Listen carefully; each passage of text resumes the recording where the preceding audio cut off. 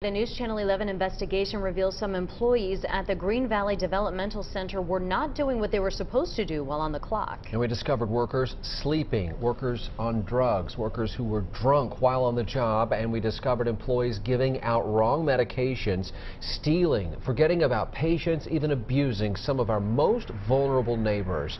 In the worst of those cases, Nate Morabito uncovered a complete lack of justice.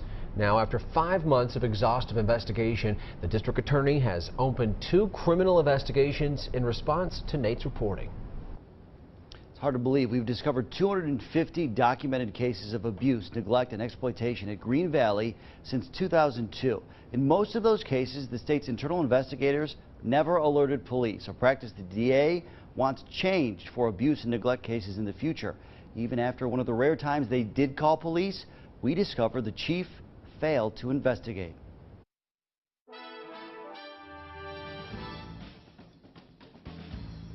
At just 60 pounds, with the brain of a child, you can legitimately count Denise Bragdon among the most fragile members of society. They told my parents she probably wouldn't live past 5 years old. Now 62, she wouldn't be here without Greene Valley Developmental Center. In a different way, the employees of Greene Valley love my sister as much as I love her as a brother. During her 41 years there, Brian Bragdon says his sister's caretakers never let her down. Trusted them entirely. Never had any doubt or any concerns with any of her care over the years.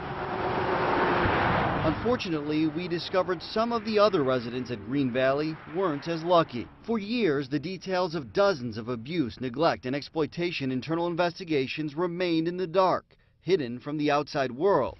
Of the more than 90 documented cases since 2009, our investigation found most started and ended inside Greene Valley.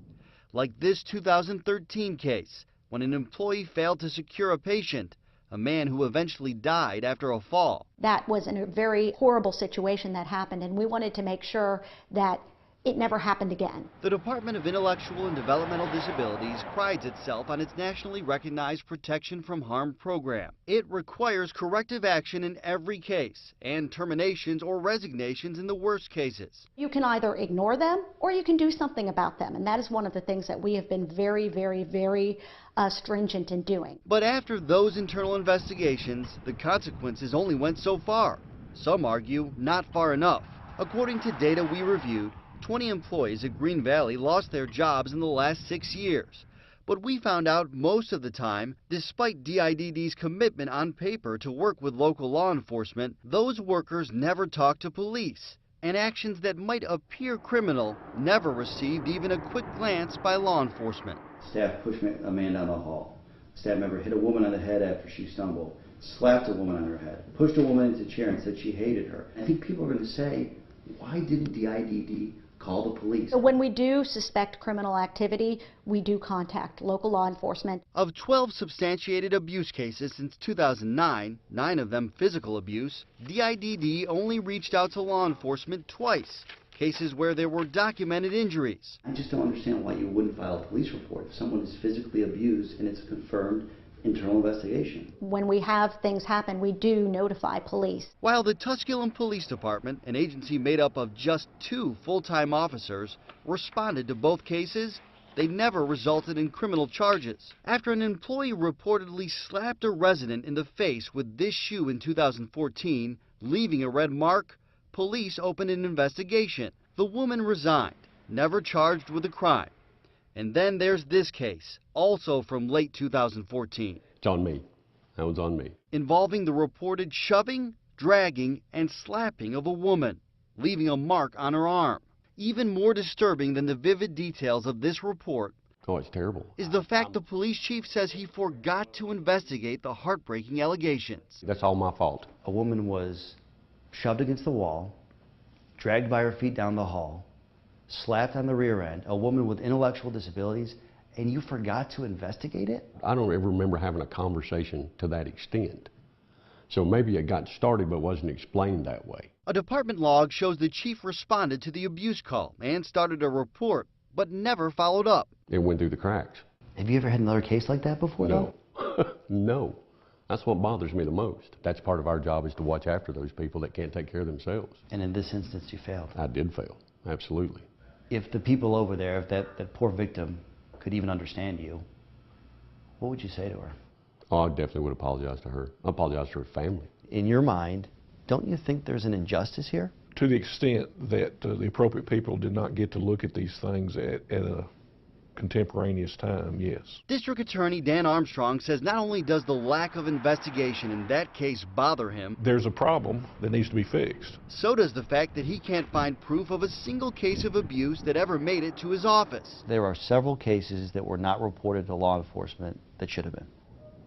Yes, In your mind? yes. I'd like to have known about all of those. Everybody's entitled to be treated with respect, and when people are not, especially people who are vulnerable, we want to look into it. He feels the same way for the neglect case where the man died.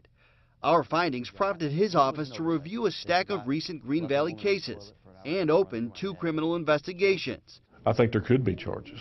I just have to wait and see what the investigation tells us. The 2 cases originally referred to Tusculum police in 2014. If they can follow up on it and do that, then I'm happy that their victims are going to get some justice. At the least, officials tell us our investigation prompted improved communication between these 3 agencies. I don't know of anything negative that ever occurred with my sister. Just the fact that you can sit here after 41 years and say that you have no concerns, that must be a relief to you, especially when I've told you some of the things that have happened there. Correct. Maybe I'm fortunate, maybe I'm blessed. Families find a sad irony in all of this. Just like Denise Bragdon, every other person who once called Green Valley home will eventually move away to group homes, a move forced upon her and other residents because Tennessee will now close the last of its intellectual centers, a move forced on the state because of a civil suit settlement to end a 20-year-old lawsuit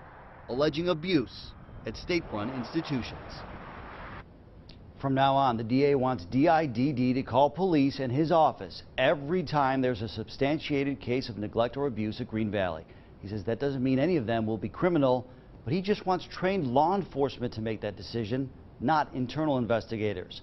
A DIDD spokesperson told me since safety is the agency's #1 priority, it is happy to honor that request. Josh? I understand just last week you found out some new information about the reporting process here. Yeah, so DIDD tells me some undisclosed law enforcement agencies in parts of Middle and East Tennessee have previously scolded DIDD for calling them too often for, quote, minor cases. The spokesperson says that could have influenced why investigators never called police for those 7 abuse cases, substantiated abuse cases, where there were no reported injuries. Nate Morabito. Nate, thank you for your work. And Nate found plenty of other cases like the employee who left a woman on the toilet for an hour and a half, workers who left patients in a van so they could stop by a garage sale, and the multiple employees who fell asleep or were under the influence while at work. You can find the cases on our website, WJHL.com. More news tonight. 20 Green Valley Developmental Center employees lost their jobs in the last 6 years due to substantiated cases of abuse, neglect, and exploitation involving people who were living there with disabilities. Yeah, but despite all the findings of those internal investigations, our community watchdog investigation revealed only 2 of those people ended up on Tennessee's abuse registry. Nate Morabito found out that means today only 2 are banned from working with vulnerable people.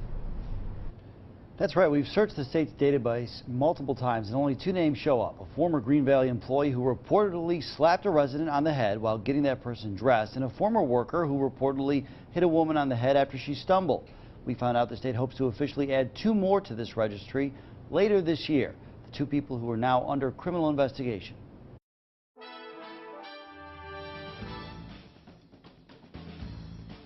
Reports of an employee pulling a resident by her hair and shaking her head, another slapping a resident on the head and forcing medications in her mouth, and a worker striking a resident on his hand.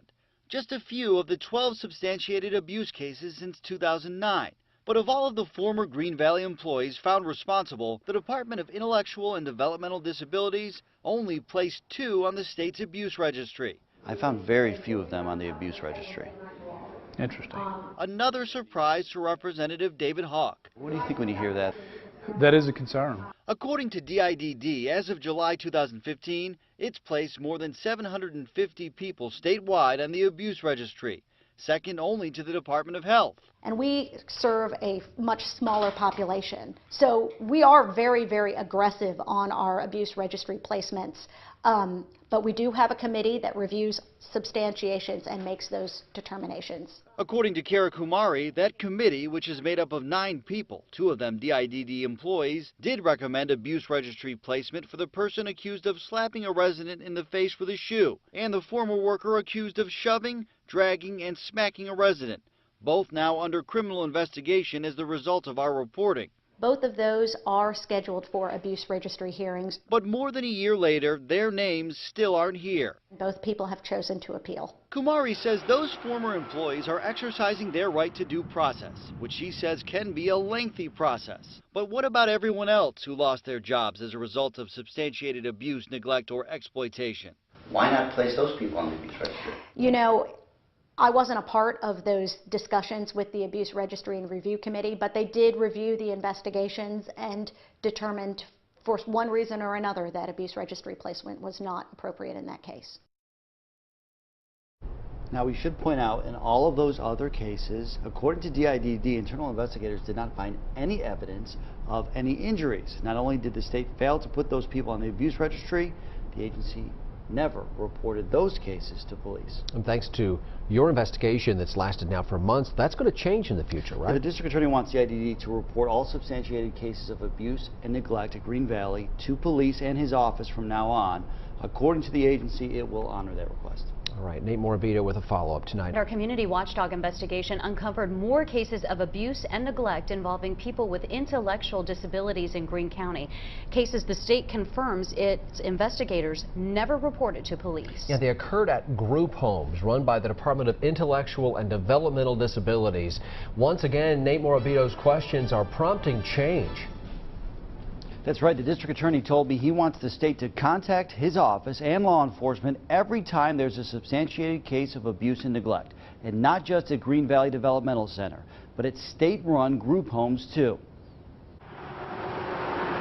Since we first raised questions about the handling of past abuse and neglect cases at Greene Valley, There's a problem that needs to be fixed, and I will do what I can to fix it. we found other substantiated cases. Public records reveal DIDD internal investigators substantiated 6 instances since 2009 at some of the 16 state-run group homes in Greene County. On a rainy day in 2013, a worker reportedly took away a man's umbrella, but only after first shaking it over his head to get the man wet, apparently because he wasn't moving fast enough. Investigators also determined that same person physically abused another resident, putting his arm around the resident's shoulder and neck and pulling that person backwards. In 2014, another case of physical abuse involving a different worker, a person who reportedly physically restrained a resident in a recliner and wheelchair.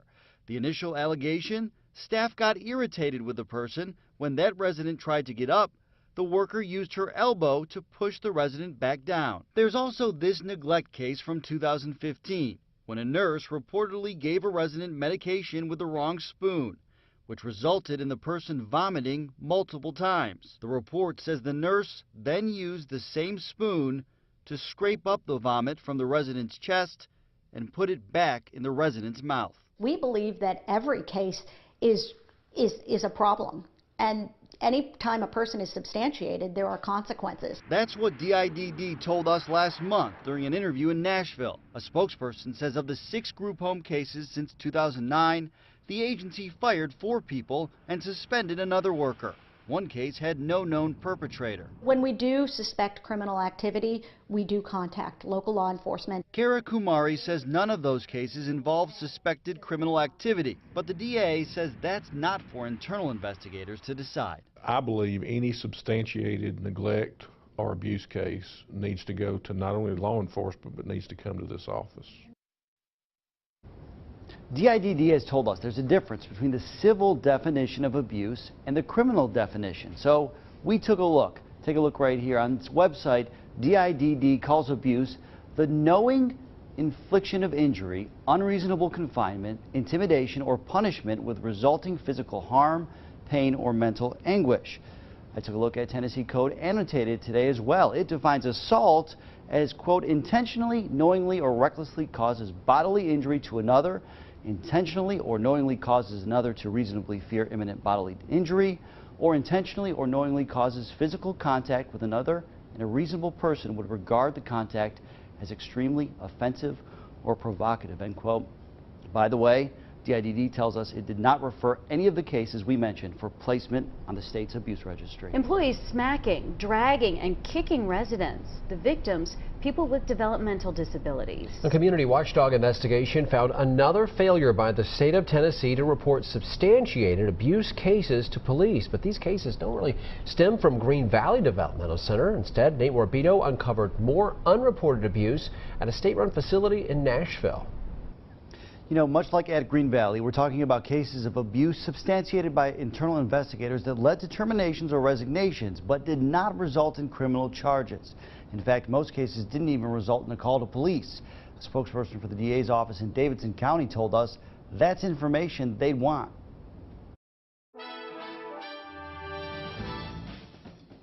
All right, Tina, going to your new home. November 2015, moving day at Clover Bottom Developmental Center in Nashville. You can go. The last residents of Tennessee's oldest facility for people with disabilities This is your last go. Once you walk out this door, head to their new homes. this is your closet. Look at your closet. The result of a settlement to end a long-standing lawsuit alleging abuse. In the 6 years prior, when dozens of people still lived here, internal investigators substantiated abuse 6 times. According to these investigative summaries, one resident received bruises, abrasions, and cuts after an employee smacked and kicked the person. Another suffered an injury to the face after an employee hit the resident.